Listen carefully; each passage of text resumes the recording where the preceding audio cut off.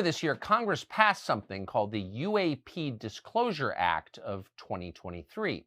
The law requires the U.S. government to tell the public what it knows about the countless unidentified flying objects that have been spotted in the skies above Earth over the past 3,000 years. It's designed to be, and it very well could be, a transformative piece of legislation. And it comes at a time when we can finally say with confidence that the most unlikely sounding theories about UFOs are actually true. Yes, these things are real. They're not all weather balloons.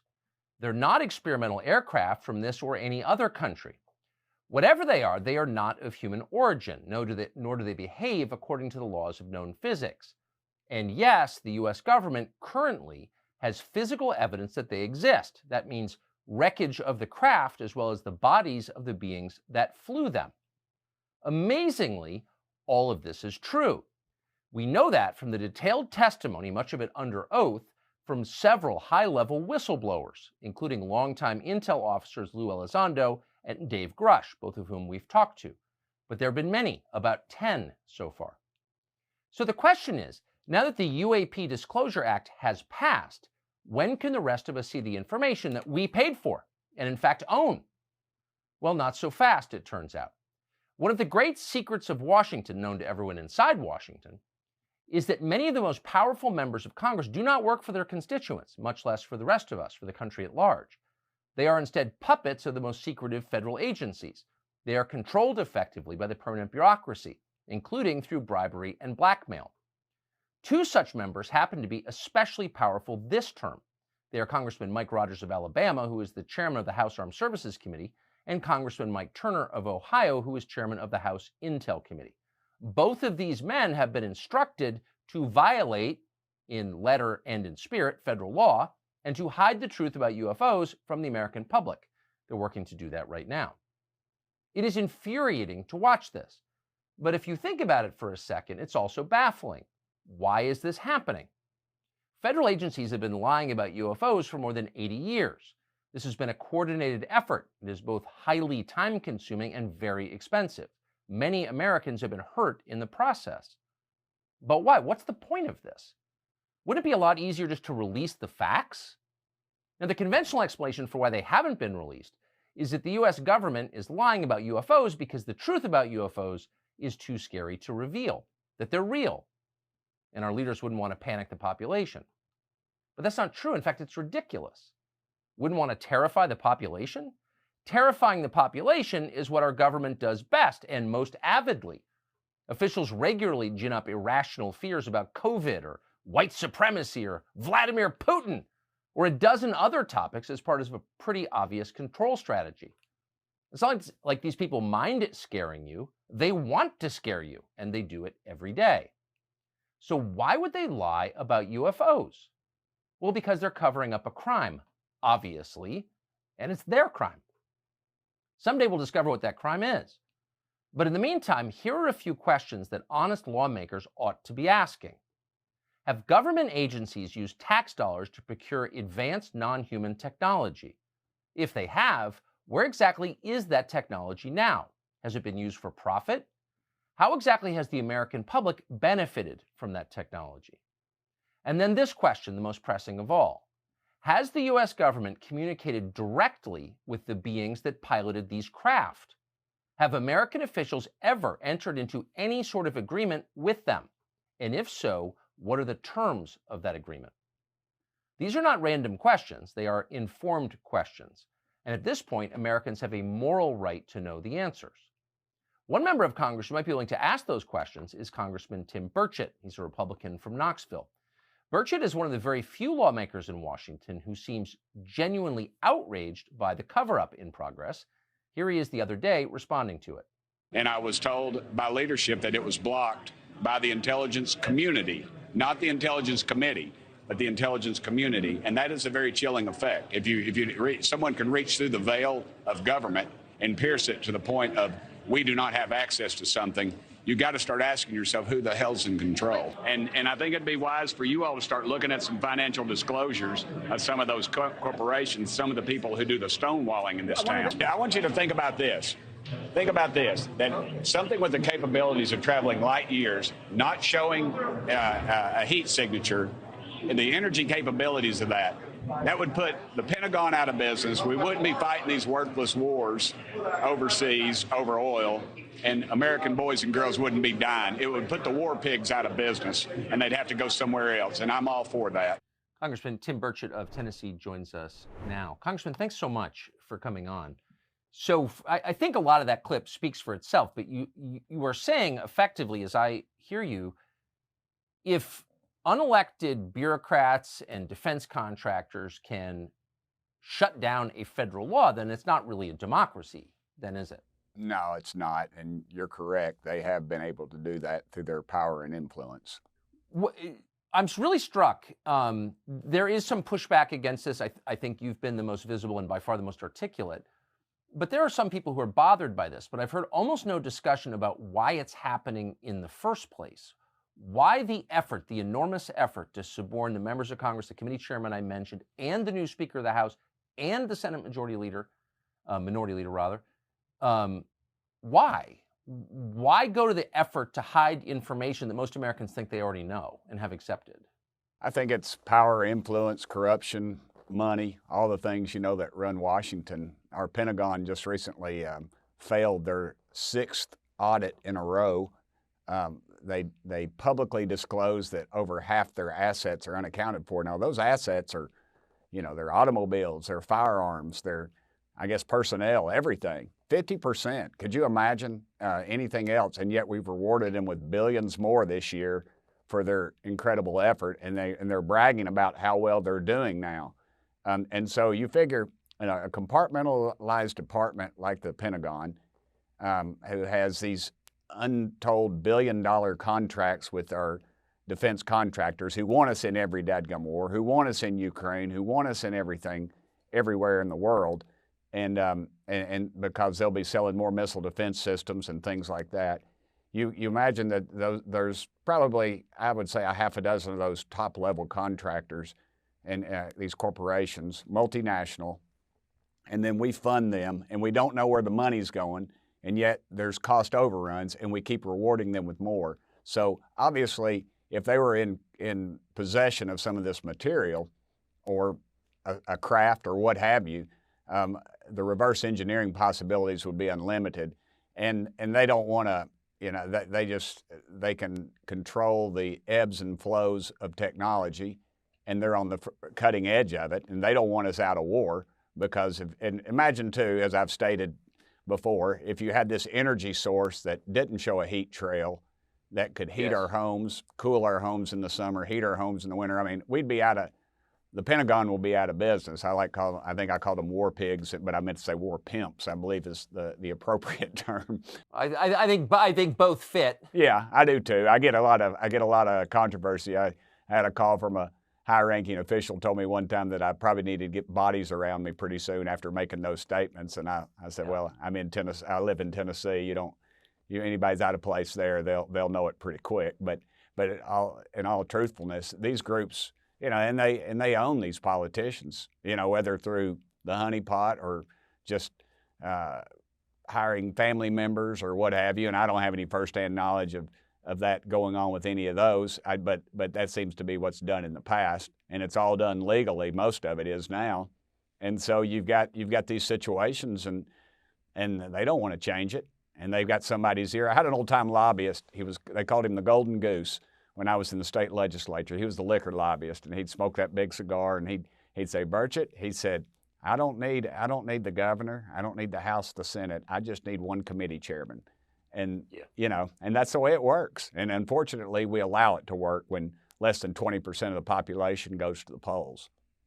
The stakes in this particular story seem pretty high, since the government has evidence that we're not alone in the universe, that there is some form of intelligent life or something that is creating these crafts. They're buzzing the earth. We don't know if they're from outer space, or they're spiritual beings. I mean, we just don't know the answer. But the government does know, but they're lying about it because why?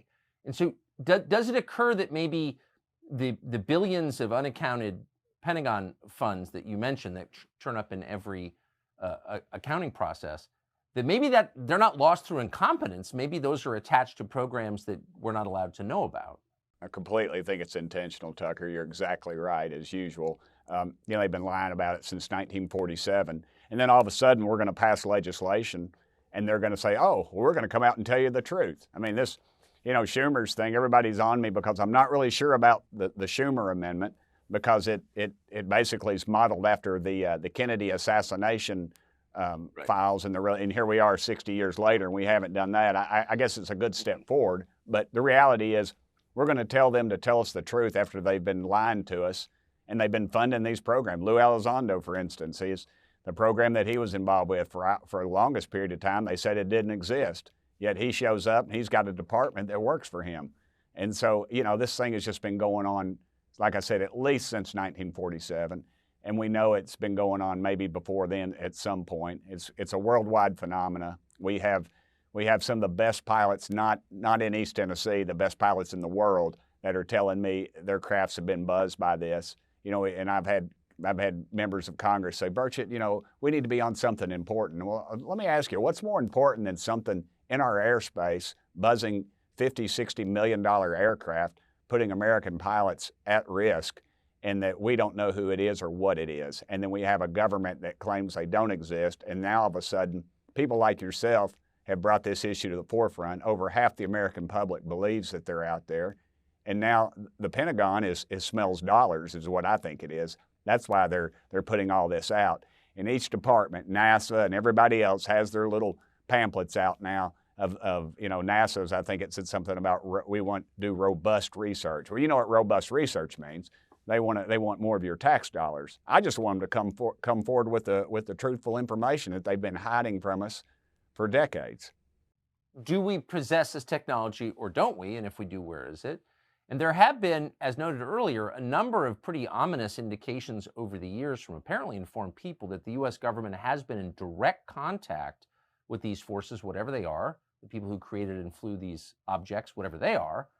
But there has been direct dialogue between the U.S. government, maybe other governments, and these entities. Are you aware of that? Has anyone even asked that question to, say, the President of the United States or someone else who could answer it? I'm aware of it, and I've talked to people about it, but it's just another rabbit hole I go down. And I have to be real careful, Tucker, to be honest with you, because you would not believe the amount of research and things I've gotten poured on me from all over the world. People send me books and photographs and things, and of course, a lot of that is, I think it's fake, because they're trying to get me to embarrass me further, I guess, in this issue. But I'm not biting on all of it. I don't usually put any of it out, actually, just because I don't know if any of it's truthful, or if it's a government entity putting this garbage out to discredit this community or what have you. But it's a complete it shows the mistrust the public has of our government, and for good reason. Yeah, it's been well earned. So where is this legislation going? I mean, will there be disclosure short term? Will these two committee chairmen, the Speaker of the House, Mitch McConnell, will they shut it down? Well, the Senate passed it, the amendment to the National Defense Authorization Act, but it hasn't been signed into law yet. The House is in negotiations, from what I understand, over this amendment. I'll be talking to the Speaker today or tomorrow about this amendment and just telling him how important it is to this community and transparency. That's really all I want, is transparency. Where we're spending all this money on something, and where's it going, and why do they not trust the American public? Those are the things that people need to ask. You can, as I said at the hearing, I said, we're not going to bring in a UFO, we're not going to bring in little green men, but what we want is transparency. And unfortunately, we don't have much of that in the United States Congress, because oh, look, there's another shiny object over here. They'll misdirect us over here. They'll misdirect us over there. But I believe this community is very, very in tune to what's going on and the cover-up that's been going on. Yeah. I mean, if this is real, and it clearly is real, I mean, 10 people have come forward with security clearances to say, yes, it's real. Well, the interesting thing about that was, you said 10, and that kind of jogged my memory. We asked more than 10 people to testify before our committee, and several of them were scared off. They were told by their overlords or whoever at the Pentagon that no, they could not come speak.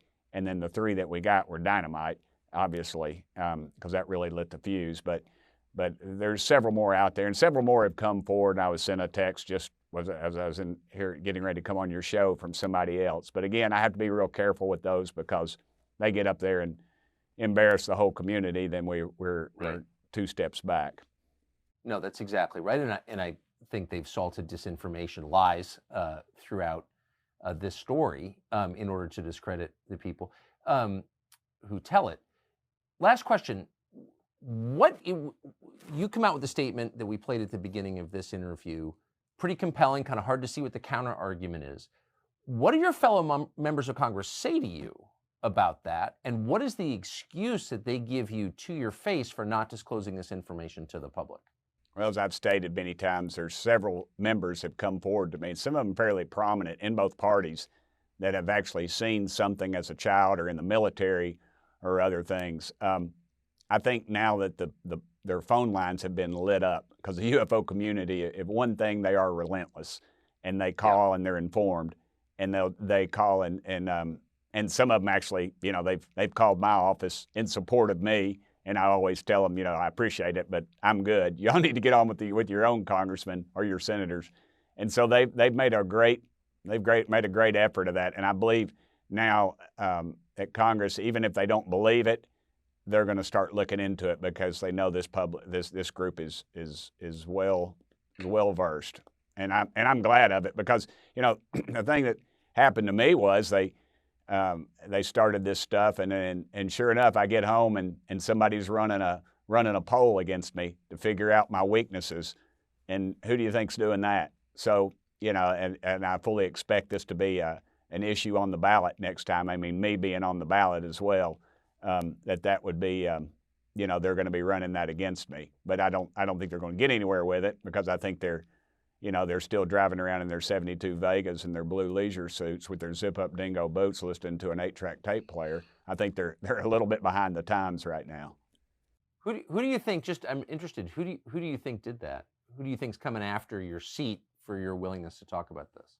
I think it's probably one of three people. I don't know, maybe any of those people that you mentioned, and there's some that there's others too. I mean, you figure they've got unlimited funds, and that's what scares me about the whole thing. They have unlimited funds where they could literally buy a seat in Congress, which I know that'd be naive of me to think that that's never happened in the past. But in Tennessee, we are fairly independent people, and that bothers me a great deal.